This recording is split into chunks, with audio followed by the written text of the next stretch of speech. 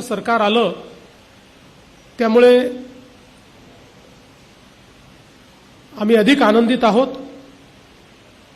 आणि या 12 वर्षाच्या काळामध्ये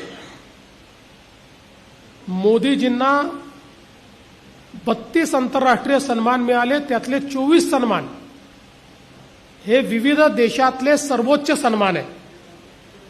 हा देखील एक रेकॉर्ड आहे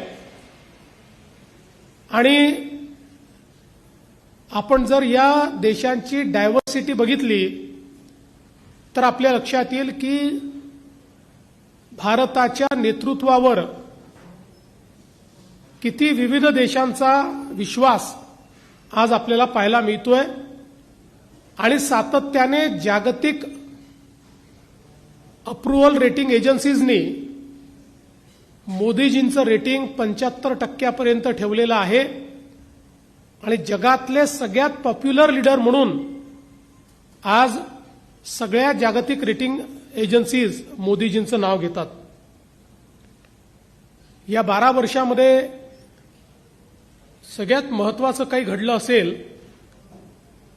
तर गरिबी आणि तीव्र गरिबीतून 25 कोटी लोकांना बाहेर काढण्याचं काम मोदीजींनी केलं आणि संयुक्त राष्ट्रसंघाने देखील हा दशकातला चमत्कार आहे अशा पद्धतीनं या घटनेचा उल्लेख केलेला आहे।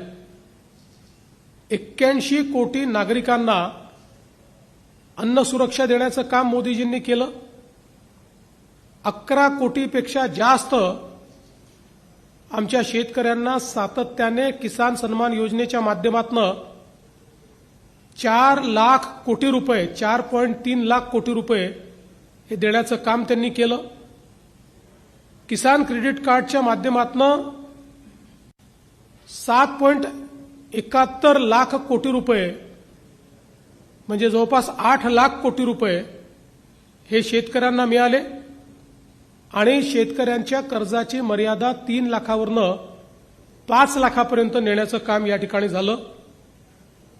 दूध उत्पादन 10 वर्षात 70% वाढलं आणि आता जगातला सर्वाधिक दुधाचं उत्पादन करणारा देश आपला भारत झाला। जवळपास 1,09,00,000 लोकशाही मराठी ऐका, पहा, जागरूक रहा।